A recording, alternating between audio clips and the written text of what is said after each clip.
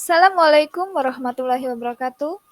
Hai teman-teman guru, semoga selalu sehat dan bersemangat mendidik generasi bangsa ya. Perkenalkan, nama saya Eva Oktaviani. Saya dari SD Negeri 55 Sungai Raya. Dalam aksi nyata kali ini, saya ingin membagi pengalaman selama saya mengikuti pelatihan di platform Merdeka Mengajar, yaitu menyebarkan pemahaman Merdeka Belajar.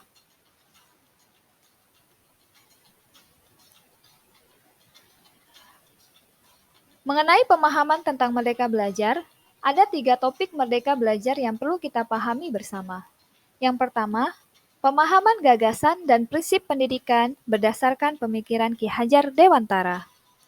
Yang kedua, pemahaman untuk memfasilitasi murid agar tumbuh sesuai kodratnya. Yang ketiga, penerapan pembelajaran yang memerdekakan murid.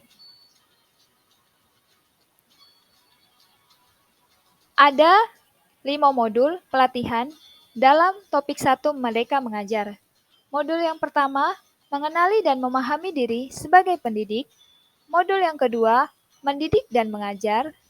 Modul yang ketiga, mendampingi murid dengan utuh dan menyeluruh. Modul yang keempat, mendidik dan melatih kecerdasan budi pekerti. Modul yang kelima, pendidikan yang mengantarkan keselamatan dan kebahagiaan. Baik, mari kita awali dengan modul yang pertama, yaitu mengenali dan memahami diri sebagai pendidik. Sebagai pendidik, kita harus mampu mengenali kekuatan dan kelemahan diri, mengenal karakteristik dan kebutuhan peserta didik, menjadi manusia merdeka yang hidupnya bersandar pada kekuatan diri sendiri, baik lahir maupun batin. Pendidikan menuntut kekuatan kodrat yang ada pada peserta didik agar dapat mencapai keselamatan dan kebahagiaan. Pendidikan berperan penting pada perkembangan peserta didik sesuai dengan perkembangan zaman. Mendidik anak sama dengan mendidik rakyat.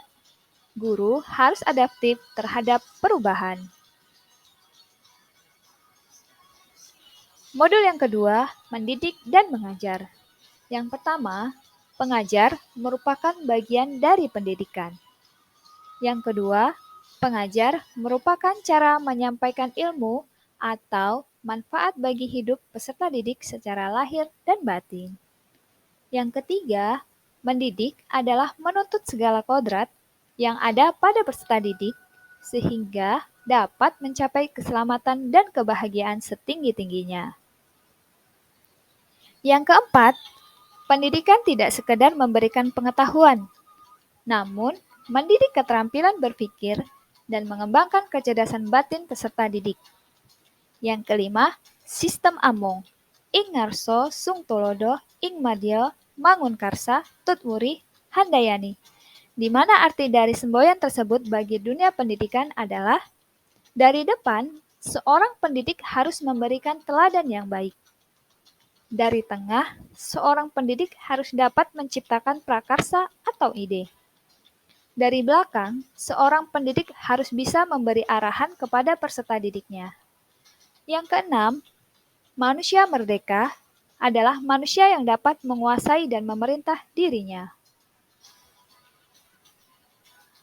Modul yang ketiga, mendampingi murid dengan utuh dan menyeluruh. Pendidikan bergerak secara dinamis menyesuaikan keadaan yang bergerak begitu cepat. Setiap peserta didik terlahir dengan kodrat alamnya masing-masing. Perubahan tidak bisa dihindari, sehingga cara mendidik dan mengajar perlu disesuaikan dengan perkembangan zaman. Guru dapat merancang pembelajaran yang berkelanjutan, terbuka berdasarkan kebudayaan bangsa. Hal ini sesuai dengan asas Trikon yang dikemukakan Ki Hajar Dewantara, yaitu kontinu, konvergen, dan konsentris. Modul yang keempat, mendidik dan melatih kecerdasan budi pekerti. Budi pekerti merupakan hasil bersatunya gerak pikiran, perasaan, dan kehendak sehingga menimbulkan suatu tenaga. Budi pekerti juga merupakan perpaduan cipta, rasa, dan karsa. Budi pekerti, peserta didik tidak hanya dibentuk di lingkungan sekolah saja, tapi juga dibentuk dari lingkungan keluarga dan masyarakat.